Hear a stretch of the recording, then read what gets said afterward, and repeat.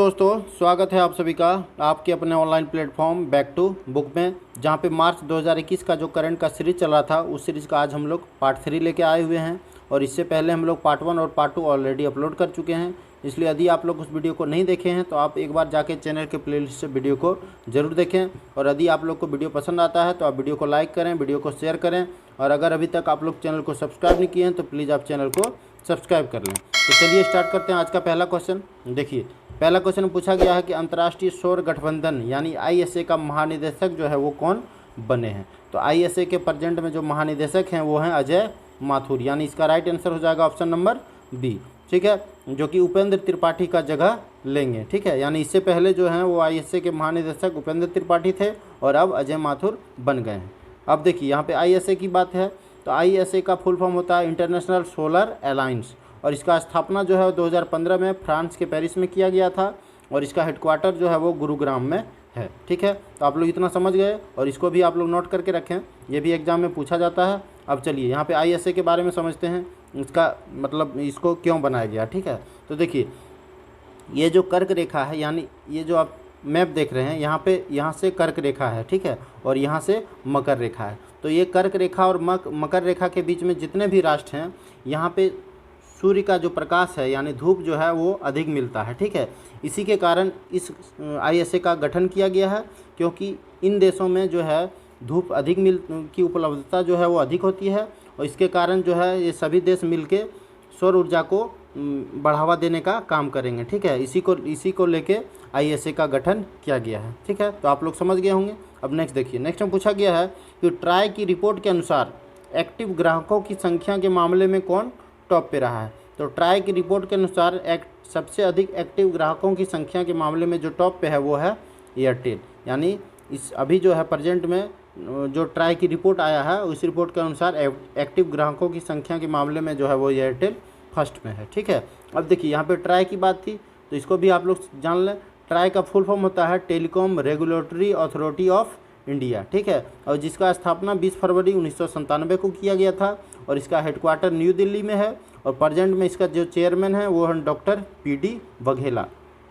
Next देखिए, next में पूछा गया है कि टाइम के फ्रंट कवर पर स्थान प्राप्त करने वाला पहला ट्रांसजेंडर व्यक्ति कौन बना है। तो टाइम मैगजीन के फ्रंट कवर पर स्थान प्राप्त करने वाला पहला ट्रांसजेंडर व्यक्ति जो है वो इलियट पेज बने हैं, यानी इसका राइट आंसर हो जाएगा ऑप्शन नंबर सी। ठीक है, अब देखिए ये इलियट पेज है तो इलियट पेज जो है वो कनाडा के अभिनेता हैं और ये इस साल ऑस्कर के लिए नामांकित भी किया गया था इनको, और ये टाइम मैगजीन के फ्रंट कवर पर स्थान प्राप्त करने वाला पहला ट्रांसजेंडर व्यक्ति बना है। ठीक है, अब देखिए यहाँ पे टाइम मैगजीन की बात थी तो टाइम मैगजीन का जो है यह एक अमेरिकी साप्ताहिक पत्रिका समाचार पत्रिका है जिसका प्रकाशन जो है वो न्यूयॉर्क सिटी से किया जाता है और इसका स्थापना 1923 में किया गया था। तो आप लोग इसको भी याद रखें।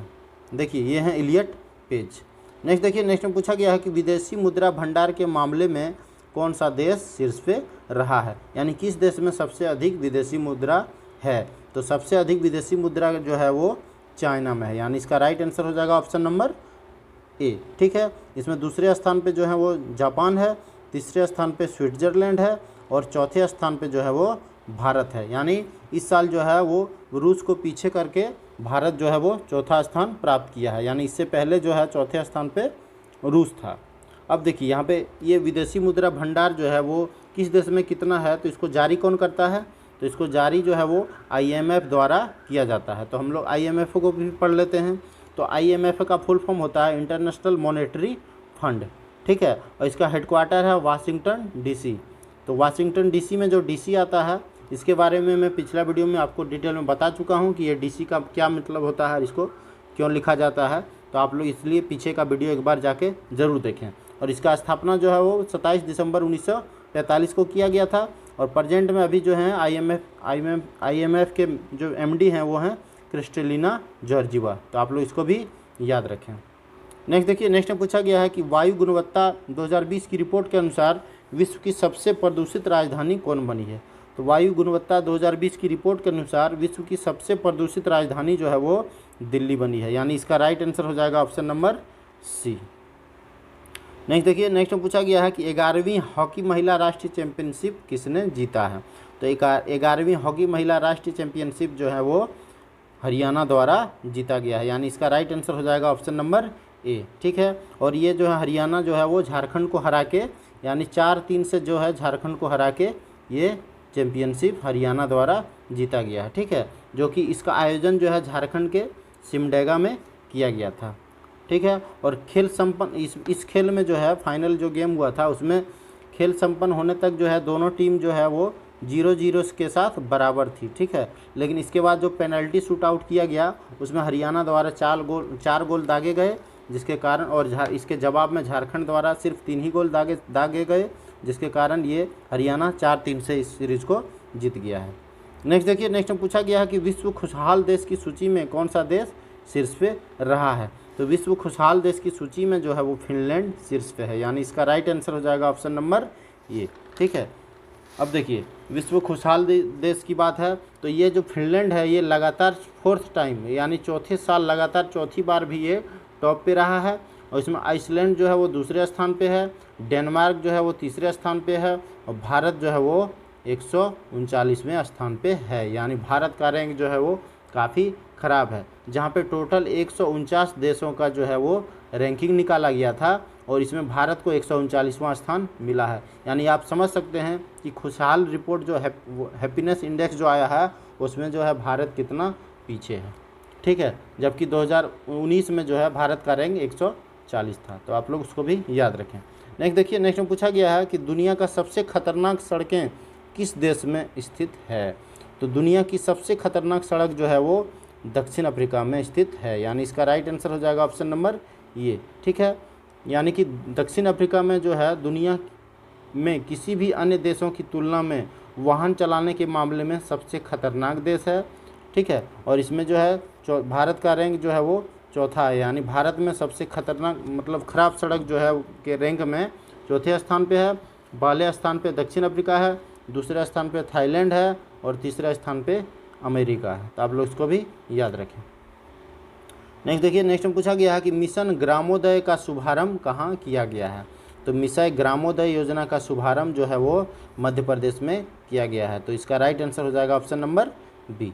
ठीक है, अब देखिए यहाँ पे मध्य प्रदेश की बात थी तो मैं मध्य प्रदेश से रिलेटेड कुछ इंपॉर्टेंट क्वेश्चन को आप लोगों को एक बार फिर से बता रहा हूँ, और ये जो भी मैं क्वेश्चन बताऊँगा इसको मैं पिछला वीडियो में डिटेल में बता चुका हूँ, इसलिए मैं बार बार आप लोगों को बोलता हूँ कि आप जब भी वीडियो को देखते हैं तो एक बार प्रीवियस वीडियो को ज़रूर देखें ताकि आपको समझने में और याद करने में भी आसानी हो। ठीक है, तो देखिए मध्य प्रदेश में चरण पादुका पहल की शुरुआत की गई थी, मध्य प्रदेश में जीवन शक्ति योजना की शुरुआत की गई थी, मध्य प्रदेश में सबसे खराब शिशु मृत्यु दर जो है वो घोषित किया गया था, वहाँ पे सबसे खराब शिशु मृत्यु दर है। FIR आपके द्वार योजना की शुरुआत जो है वो लॉकडाउन में किया गया था मध्य प्रदेश में। जीवन अमृत योजना की शुरुआत जो है वो मध्य प्रदेश में किया गया था इम्यूनिटी बढ़ाने के लिए। एक मास्क अनेक ज़िंदगी नामक योजना की शुरुआत भी है मध्य प्रदेश में किया गया था, और निष्ठा विद्युत मित्र की शुरुआत भी मध्य प्रदेश में किया गया था। तो इतना सारा क्वेश्चन जो है वो मध्य प्रदेश से रिलेटेड है और मैं इसको प्रीवियस वीडियो में डिटेल में बता चुका हूँ।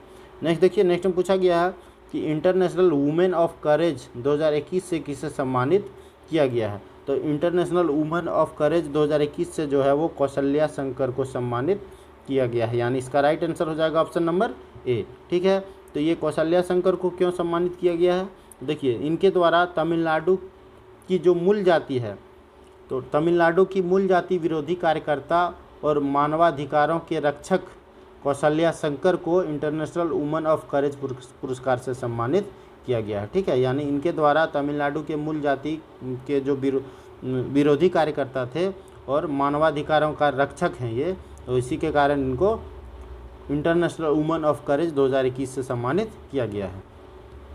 नेक्स्ट देखिए, नेक्स्ट में पूछा गया है कि ISSF शूटिंग विश्व कप 2021 की शुरुआत कहाँ हुई है। तो ISSF शूटिंग विश्व कप 2021 की शुरुआत जो है वो न्यू दिल्ली में हुई है, यानी इसका राइट आंसर हो जाएगा ऑप्शन नंबर ए। ठीक है, अब देखिए यहाँ पे ISSF की बात है तो इसका फुल फॉर्म होता है इंटरनेशनल शूटिंग स्पोर्ट्स फेडरेशन। इसका स्थापना जो है 1907 में किया गया था और इसका हेडक्वार्टर जर्मनी में है, तो आप लोग इसको भी याद रखें। नेक्स्ट देखिए, नेक्स्ट पूछा गया है कि किस राज्य में समर अभियान शुरू करने की घोषणा किया गया है। तो समर अभियान की शुरुआत जो है वो झारखंड में करने की घोषणा किया गया है, तो इसका राइट आंसर हो गया ऑप्शन नंबर बी। ठीक है। अब देखिए समर का जो SAAMAR है, इसका फुल फॉर्म होता है strategic action for elevation of multi nutrition and anaemia reduction. ठीक है, तो आप लोग इसको भी याद रखें, ये भी पूछा जाता है एग्जाम में। नेक्स्ट देखिए, नेक्स्ट में पूछा गया है कि किसने आवाम की बात कार्यक्रम की शुरुआत की है। तो आवाम की बात कार्यक्रम की शुरुआत जो है वो जम्मू कश्मीर द्वारा किया गया है, यानी इसका राइट आंसर हो जाएगा ऑप्शन नंबर ए, जो कि वहाँ के प्रेजेंट में जो उपराज्यपाल हैं मनोज सिन्हा, उनके द्वारा आवाम की बात कार्यक्रम की शुरुआत की गई है। ठीक है, अब देखिए आवाम की बात कार्यक्रम की शुरुआत क्यों की गई है, तो इसका मुख्य उद्देश्य है प्रशासन द्वारा जो उठाए गए कदम होते हैं उस प्रगतिशील कदमों के बारे में जो है इसका प्रसार करना। ठीक है, जो कि जनता तक, इसको आवाम की बात के द्वारा जनता तक पहुँचे। नेक्स्ट देखिए, नेक्स्ट में पूछा गया है कि NSG के महानिदेशक कौन बने हैं।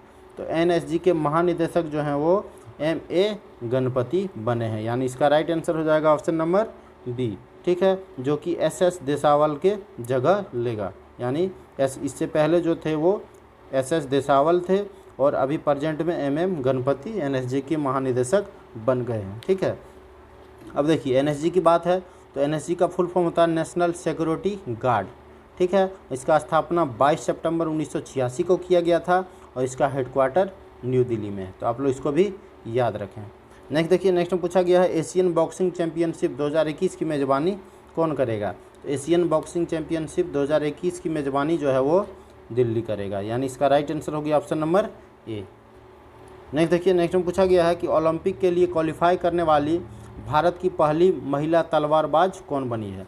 तो ओलंपिक के लिए क्वालिफाई करने वाली भारत की पहली महिला तलवारबाज जो है वो CA भवानी देवी बनी है, यानी इसका राइट आंसर हो जाएगा ऑप्शन नंबर सी। ठीक है, देखिए ये जो CA भवानी देवी हैं ये तमिलनाडु की हैं और इनके द्वारा टोक्यो ओलंपिक जो कि 2021 में होने वाला है, तो इस ओलंपिक में जो है इनको इस ओलंपिक के लिए ये क्वालिफाई कर गई है और ओलंपिक कोई भी ओलंपिक के लिए क्वालिफाई करने वाली भारत की जो है पहली महिला तलवारबाज भी बन गई है। ठीक है, तो आप लोग इसको याद रखें। देखिए ये हैं भवानी देवी। नेक्स्ट देखिए, नेक्स्ट में पूछा गया है कि अफ्रीका के सबसे ऊंचे पर्वत माउंट किलिमंजारो पर चढ़ाई करने वाले विश्व के सबसे कम उम्र का युवा व्यक्ति कौन बना है। तो अफ्रीका के सबसे ऊंचे पर्वत माउंट किलिमंजारो पर चढ़ाई करने वाले विश्व का सबसे कम उम्र का युवा व्यक्ति जो है वो विराट चंद्रा बने हैं, यानी इसका राइट आंसर हो जाएगा ऑप्शन नंबर सी, जो कि मात्र 7 वर्ष के हैं और ये तेलंगाना से बिलोंग करते हैं। ठीक है, और इनके द्वारा माउंट किलिमंजारो पर चढ़ाई करने वाला विश्व का सबसे कम युवा व्यक्ति बने हैं। ठीक है, और यहाँ पे देखिए जो ऑप्शन नंबर ये था मालावत पूर्णा, तो मैं इसके बारे में आपको पिछला वीडियो में बता चुका था कि मालावत पूर्णा जो है वो 18 साल की थी और वो अंटार्कटिका की सबसे ऊंची चोटी जहाँ पे इसका हाइट जो था 4987 मीटर था पर चढ़ाई पर फतह की थी। ठीक है, तो आप लोग इसको भी याद रखें। और ये माउंट किलिमंजारो जो है इसका जो हाइट है वो 5895 मीटर है। ठीक है, और इस पर फतह करने वाला जो है सबसे कम उम्र का व्यक्ति बना है विराट चंद्रा, जो कि मात्र 7 वर्ष का है। नेक्स्ट देखिए, नेक्स्ट में पूछा गया कि भारत और किस देश की नौसेना के बीच पासेक्स अभ्यास का आयोजन किया गया था। तो भारत और बहरीन नौसेना के बीच जो है वो पासेक्स नौसेना अभ्यास का आयोजन किया गया था, तो इसका राइट आंसर हो गया ऑप्शन नंबर सी। नेक्स्ट देखिए, नेक्स्ट में पूछा गया है कि शहनाई महोत्सव कहाँ शुरू हुआ है। तो शहनाई महोत्सव का शुरुआत जो है वो वाराणसी में किया गया है, यानी इसका राइट आंसर होगा ऑप्शन नंबर सी। ठीक है, जो कि वाराणसी के BHU में 3 दिन का शहनाई महोत्सव का आयोजन किया गया है, तो आप लोग इसको याद रखें। तो ये आज के वीडियो का लास्ट क्वेश्चन था। यदि आप लोगों को वीडियो पसंद आया होगा तो आप वीडियो को लाइक करें, वीडियो को शेयर करें और अगर अभी तक आप लोग चैनल को सब्सक्राइब नहीं किए हैं तो प्लीज़ आप चैनल को सब्सक्राइब कर लें। धन्यवाद।